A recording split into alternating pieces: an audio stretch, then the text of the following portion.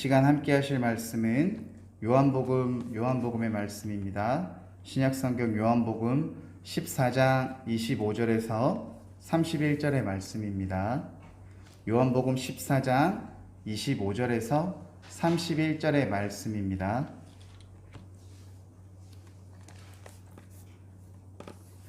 말씀을 한 절씩 읽도록 하겠습니다. 내가 아직 너희와 함께 있어서 이 말을 너희에게 하였거니와 보혜사 곧 아버지께서 내 이름으로 보내실 성령 그가 너희에게 모든 것을 가르치고 내가 너희에게 말한 모든 것을 생각나게 하리라. 평안을 너희에게 끼치노니 곧 나의 평안을 너희에게 주노라. 내가 너희에게 주는 것은 세상이 주는 것과 같이 아니하리라. 너희는 마음에 근심하지도 말고 두려워하지도 말라. 내가 갔다가 너희에게로 온다 하는 말을 너희가 들었나니 나를 사랑하였더라면 내가 아버지께로 가볼 기뻐하였습니다. 아버지는 나보다 크십니다. 이제 일이 일어나기 전에 너희에게 말한 것은 일이 일어날 때에 너희로 믿게 하려 함이라. 이미 내가 너희와 말을 많이 하지 아니하니 이 세상에 이미 오겠습니다. 그러나 그는 내게 언제할 것이 없으니. 함께 읽겠습니다. 오직 내가 아버지를 사랑하는 것과 아버지께서 명하신 대로 행하는 것을 세상이 알게 하려 함이로라. 일어나라 여기를 떠나자 하시니라. 아멘. 은혜로신 하나님 아버지, 거룩하신 하나님 아버지, 오늘도 우리가 분별하여 주님의 전에 나왔습니다. 우리의 삶이 주를 향하고 주를 의지하며 주님과 함께 걷는 동행하는 길이 되기를 원합니다. 우리가 어디에 있든지 무엇을 하든지 간에 하나님께서 기뻐하시는 자리에 머물고 하나님께서 머무시는 시선이 있는 곳에 나의 시선도 가게 하시며 하나님의 말씀에 따라 세상의 법칙을 따르지 아니하고 하나님의 말씀에 따라 살아가는 우리 귀한 성도들 되기를 간절히 바라오며 이 시간 하나님 함께 하여 주심을 믿습니다. 믿음으로 나아가는 자들에게 하나님 함께 하여 주실 줄 믿사오며 우리 주 예수 그리스도 이름으로 기도드립니다. 아멘. 할렐루야. 우리 시간 함께 인사하면 좋겠습니다. 옆 사람들과 함께 오늘 참 잘 오셨습니다. 인사하겠습니다. 한 번 더 인사하겠습니다. 하나님께서 당신과 함께 하십니다. 아멘.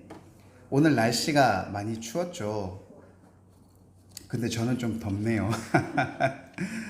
더워서 막 저는 반팔도 입고 안에 입고 왔던 것도 좀 벗고 땀도 좀 닦고 합니다. 이게 또 하나님이 주신 은혜가 아닌가 싶어요. 이렇게 추운데도 추위에 떨지 않고 이렇게 담담하게 또 말씀을 선포할 수 있게 해주신 것도 하나님의 은혜인 줄로 믿습니다. 믿는 대로 하나님께서 복 주실 줄 믿습니다. 아멘. 혹시 저번 시간 수요일 날에 드렸던 이야기인데요. 혹시 기억나시는 분이 있으실까 모르겠습니다. 이 세상을 살아가면서 자연스럽게 배우고 알 수 있는 것이 있다고 말씀드렸는데 기억이 나시나요? 네, 꼭 고개를 끄덕여 주셔서 감사합니다. 예, 세상은 바로 공평하지 않다라는 얘기를 드렸죠.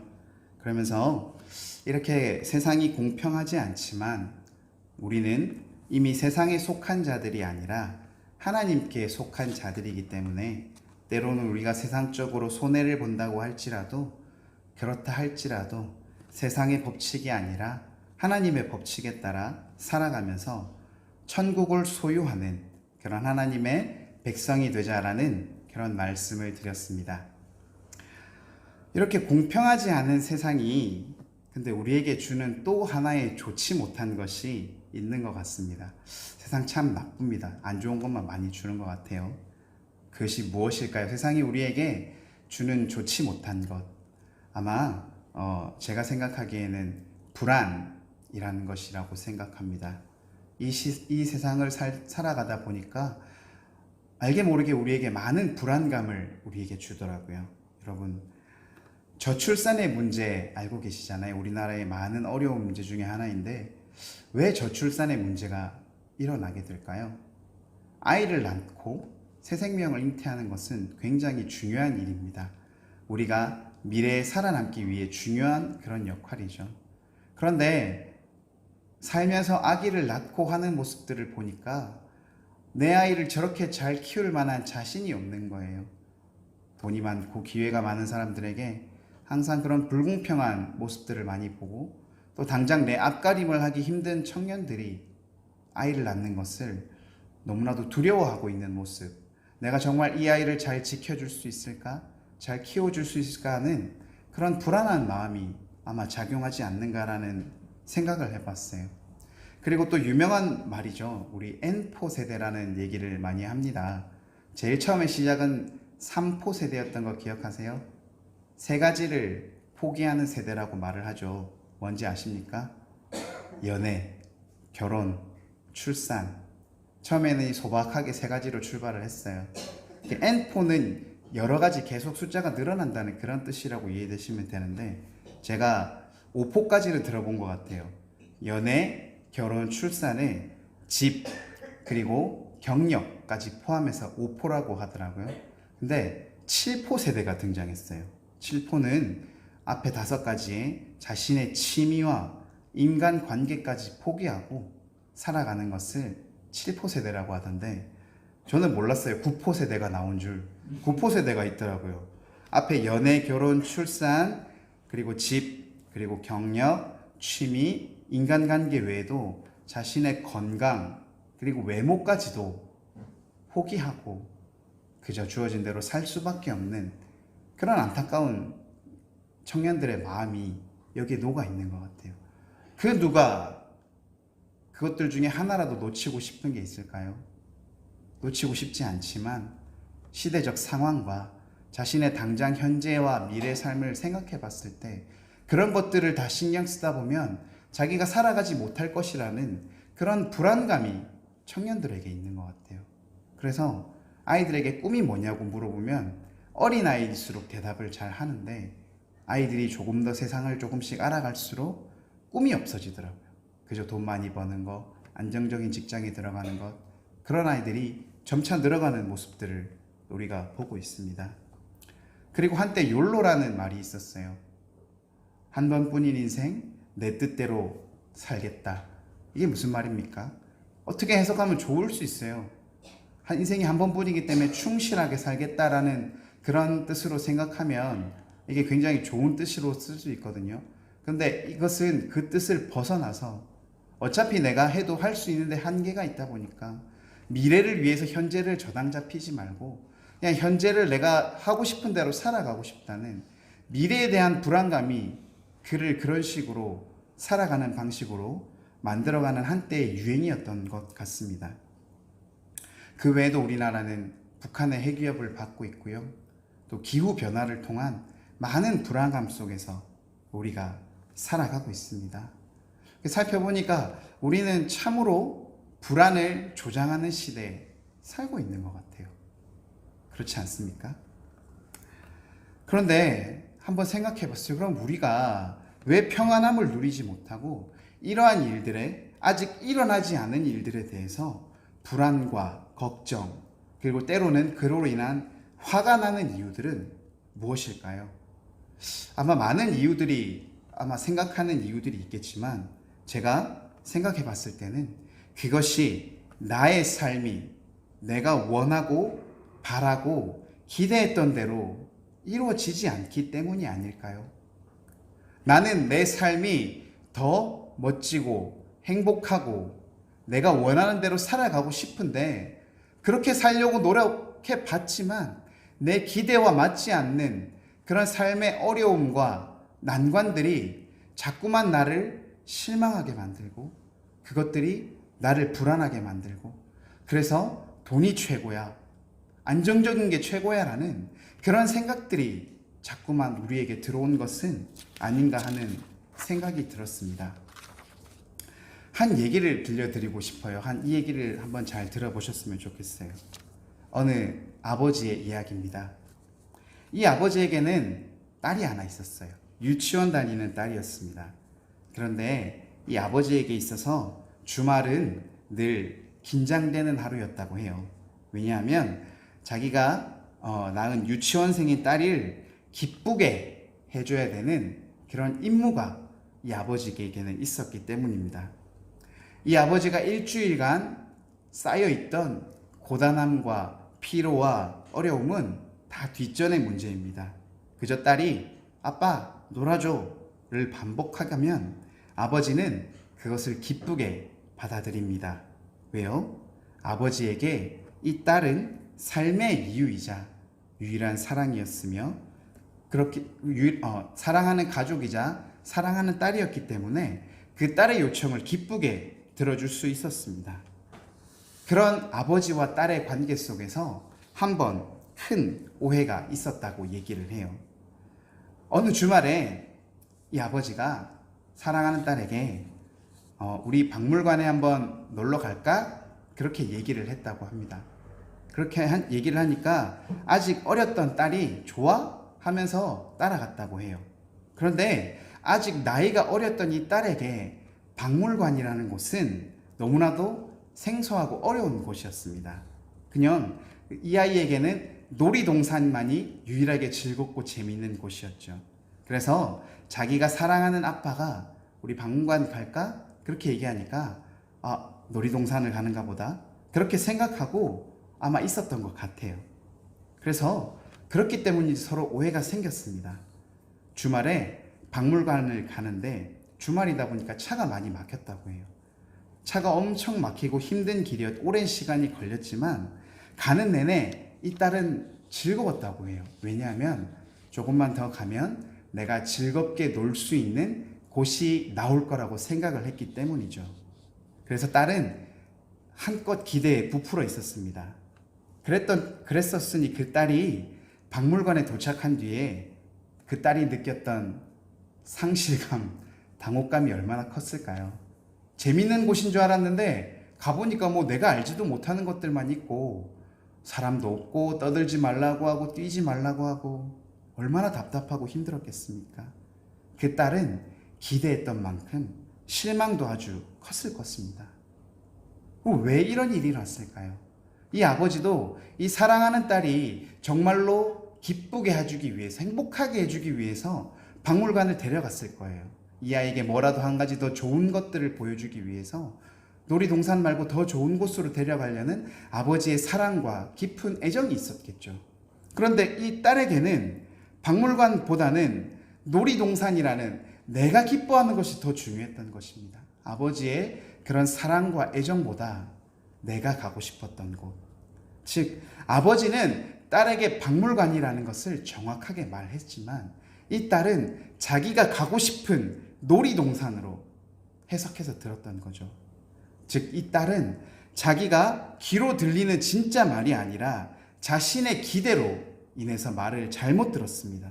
그래서 놀이동산을 기대했던 딸의 기대가 박물관에서 상산조각이 나고 그런 그 아이의 마음은 평안했던, 기뻤던, 즐거운 마음에서 불안하고 불평하고 화가 나는 그런 마음이 되었다는 얘기입니다.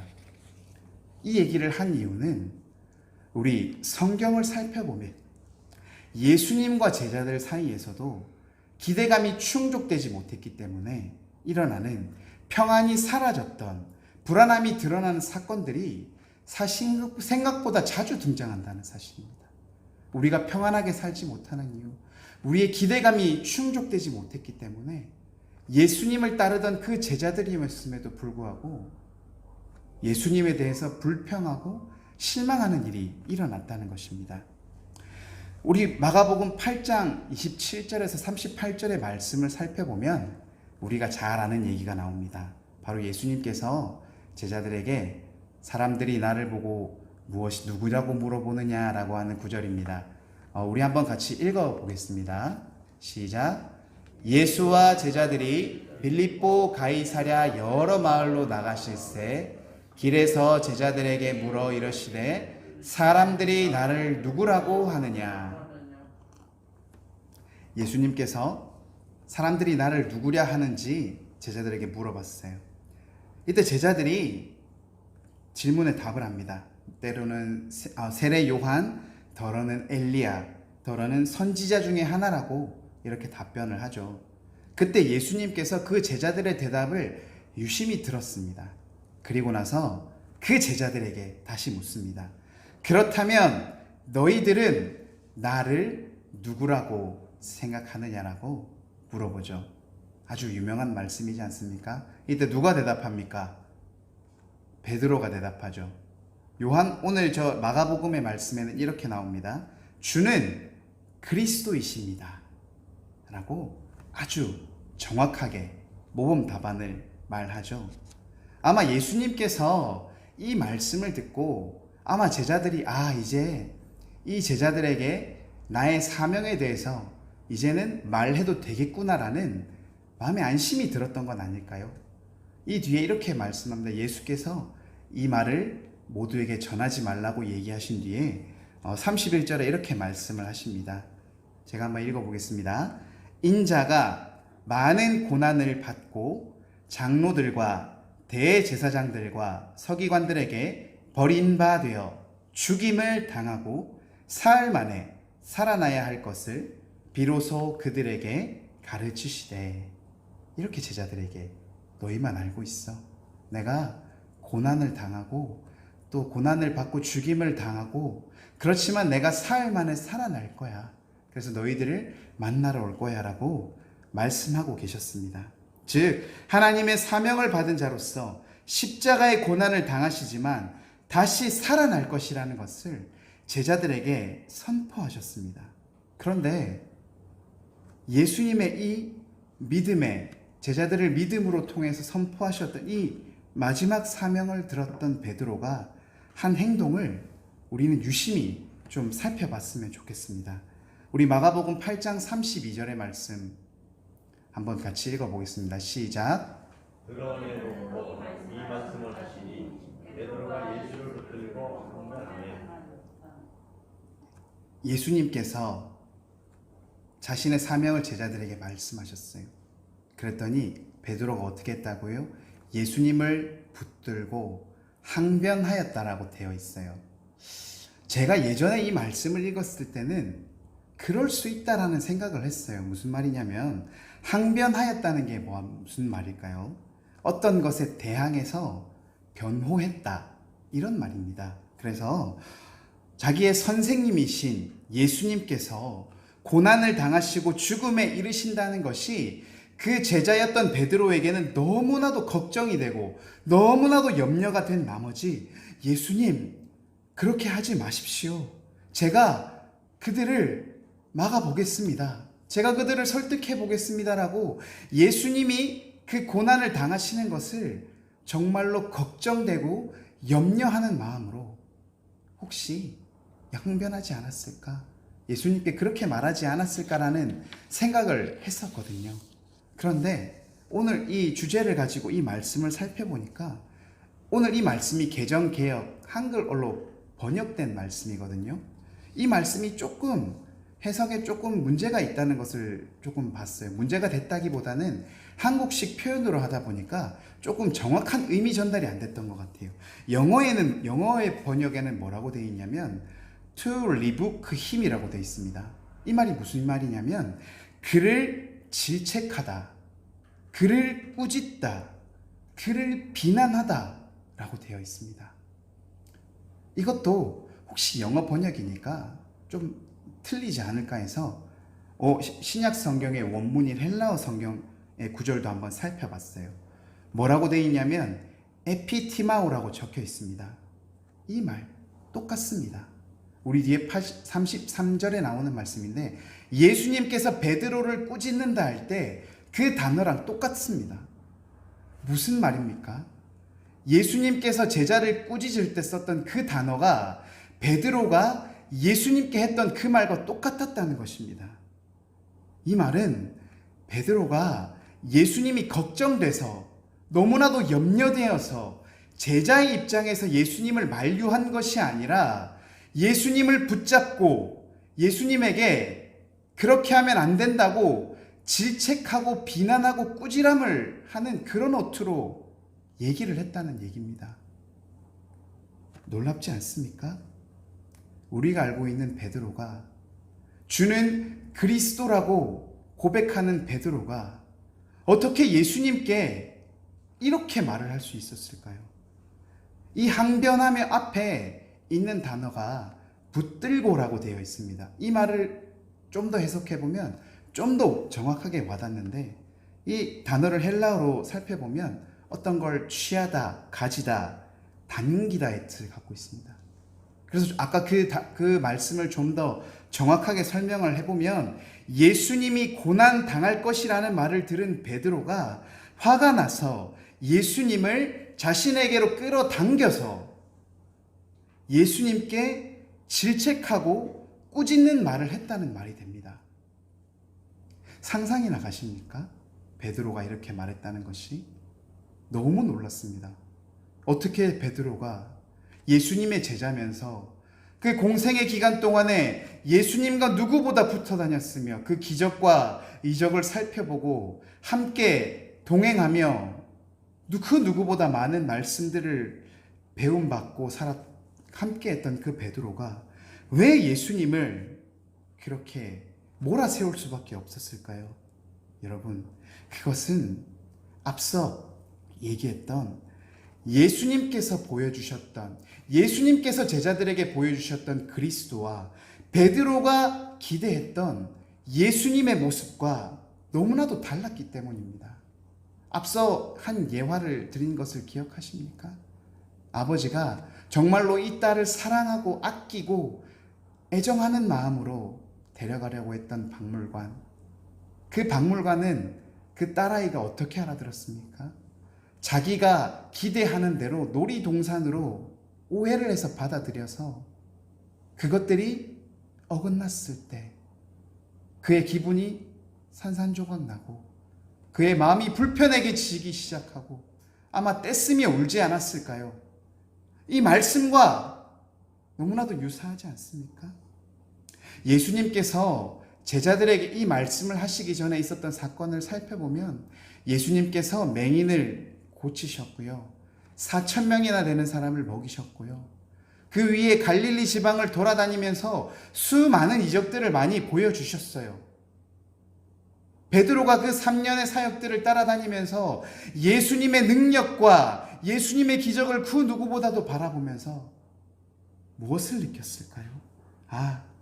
예수님께서는 능력이 있고 우리를 구원해 주실 수 있을 만한 충분한 능력이 되는 그리스도이시구나 라고 생각을 했을 것입니다. 여러분, 그리스도의 뜻이 무엇입니까? 우리가 메시아라고 하지 않습니까? 바로 구원자를 뜻하죠. 예수님께서는 자기 백성들을 그들의 죄에서 구원하실 분이라고 성경에 기록되어 있습니다. 예수님께서는 죄가 전혀 없으시지만 자신의 백성들을 구원하기 위해서 그들의 죄를 대신 지시고 그러므로 우리의 죄를 사하신 분이 아니십니까? 이 예수님의 고난은 하나님께서 주신 사명이자 예수님께서 겪어야 했던 아주 험난한 힘들고 인간으로서 겪어야 할 가장 큰 힘들고 어려운 일이었습니다. 누구를 위해서요? 베드로를 포함한 모든 인간들을 위해서, 그들의 죄를 위해서 할 수밖에 없었던 일입니다. 그럼에도 베드로는 예수님이 죽는 것을 부정했습니다. 왜요? 그는 예수님께서 그들이 압제당하고 그들이 괴롭힘당하고 그들을 고난하여 어려움에 처하게 했던 그 로마 제국을 능력으로 물리쳐줄 그런 능력 있는 지도자로 바라봤기 때문이 아니었을까요? 자신들을 압제하던 그런 외국의 세력들에게서 자신을 구원해 주실 그런 힘있고 능력 있는 자신만의 그리스도의 상을 꿈꾸었던 것은 아닐까요? 그렇게 기대했던 예수님께서 이 내게 주어진 베드로를 비롯한 모든 유대인들에게 공통적으로 존재했던 그 문제, 그것들을 충분히 해결할 수 있는 능력이 있는 분이시라는 것을 믿고 있었는데, 그러한 예수님이 고난을 받고 버림을 받아 죽임을 당하신다라고 얘기를 하니 베드로에게는 용납할 수 없었던 것이 아니었을까요? 그 뒤에 분명히 예수님께서 사흘 뒤에 살아나시고 너희들을 만나러 오시겠다라고 말씀하시지만 이미 베드로에게는 이미 그가 기대했던 그리스도의 모습이 어긋나는 순간 그는 이미 그의 마음속에 그를 지탱해 주던 평안함까지도 사라져 버리고 말았던 것입니다. 그의 마음속에 평안함이 사라지고 불안함이 가득 찬 베드로는 예수님을 향해서 소리치고 화를 낼 수밖에 없었던 것은 아니었을까요? 여러분, 이스라엘 백성들은 전쟁을 반복해서 경험했습니다. 그러면서 어느덧 그들에게는 그들을 구원할 구원자는 자신들의 입맛에 맞는 평안을 줄 수 있는 그런 군사적인 정치적인 평안을 줄 수 있는 메시아들을 원했습니다. 자신의 나라 주변에 있는 그런 강국들의 압박과 종교적인 포갑 그리고 내부의 갈등을 이겨내는 그런 힘있고 능력 있는 그런 구원자를 갈망했습니다. 그런데 여러분, 이스라엘 백성들에게 주어졌던 그런 어려운 현상의 원인들은 다른 이유가 있었던 것이 아닙니다. 그들은 자신을 둘러싼 외세와 그들이 당하고 있었던 착취와 억압과 아픔과 어려움이 자신들의 눈 속에 있었지만 사실은 그들이 먼저 깨달아야 했던 것은 그들과 하나님과의 관계가 깨어져 있었다는 것입니다. 그들이 그토록 믿고 따랐던 하나님과의 관계가 단절되어 있었기 때문에 그들은 하나님의 인도하심을 받지 못했고 하나님으로부터 회복받지 못했고 죄의 멍에를 메고 이들의 압제와 압박을 받을 수밖에 없었던 것이 아니었습니까? 그들을 풀어주기 위해서 그 관계를 회복시켜주기 위해서 보내주신 우리 예수 그리스도께서 죄가 없으셨음에도 불구하고 베드로와 유대인들과 그들을 포함한 모든 이 땅의 사람들을 위해서 십자가의 고난에 당하시는 그 거룩하신 희생을 그저 내가 바라는 내 기대감에 미치지 못하였다고 하여서 외쳤던 것이 오늘의 베드로의 모습인 것입니다. 베드로조차도 그렇게 했는데 그 땅의 많은 추종자들과 유대인들과 하나님과 예수님을 몰랐던 그 수많은 사람들은 어떻겠습니까? 그 예수님의 숭고한 구원자의 역할을 오해하고 외면하고 있었던 것은 아닐까요? 여러분, 앞서 말씀드린 것이지만 내게 찾아오는 수고와 아픔과 어려움의 문제들, 내가 정말로 해결할 수 없다고 생각하고 있는 이 문제들이 우리의 눈앞에 있습니다. 그런데 중요한 것은 이 눈앞의 문제를 바라보는 순간 우리는 결코 평안할 수 없다는 것입니다. 우리에게 주어져 있는 그 아픔과 어려움의 현상들에 우리가 눈을 고정하고 있다면 그것들을 위해서 일하고자 하는 하나님을 바라볼 수 없다는 것입니다. 내 앞에 벌어져 있는 이 현상과 그런 문제들이, 어려움과 고난이, 누군가에게 말 못한 그 일들만을 바라보고 그 현상들만 바라본다면 우리는 결코 평안해질 수 없습니다. 우리는 회복될 수 없습니다. 우리가 무엇을 바라보아야 합니까? 우리를 위해서 일하신, 우리의 죄를 구원하실 우리 예수님을 통하여서 하나님과의 관계가 회복됨으로 인하여 우리가 하나님과 올바른 관계를 맺고 우리의 죄의 문제를 해결하는 것이 아니겠습니까? 그 죄의 문제가 해결될 때 우리에게 닥치는 그 현상의 문제들은 더 이상 우리를 힘들게 하거나 우리를 두렵게 하거나 우리를 힘들게 하지 못합니다. 더 이상 그것들은 우리를 가둘 수 없습니다. 우리를 옥죄어 놓을 수 없습니다. 우리에게 어려움을 줄 수 없습니다. 사랑하는 성도 여러분, 우리는 하나님을 바라보면서 내 생각대로, 내 힘대로, 내 뜻대로 문제를 해결하기를 원하지 않으십니까? 당시의 베드로를 비롯한 제자들과 유대인과 이스라엘 모든 사람들은 자신의 어려움을 무력으로 뒤집어 줄 수 있는 지도자 또는 예수님을 통하여서 뭔가 엄청난 능력을 통하여서 눈에 보이는 멋진 구원자, 백마탄 왕자를 기다렸을지도 모릅니다. 그러나 그들의 본질적인 문제는 그런 현상적인 문제가 아니라 죄의 문제였을 것입니다. 아마 예수님께서 그 문제를 그들이 원하는 방식으로 멋지게 해결해 주셨다 할지라도 여전히 그들에게는 죄의 문제가 있었기 때문에 그들은 구원받지 못하고 하나님과 관계를 회복하지 못하고 결국은 지옥에 갈 수밖에 없는 그런 아픔을 가진 사람들일 수밖에 없습니다. 그들에게는 하나님의 말씀이 없었던 것이 아닙니다.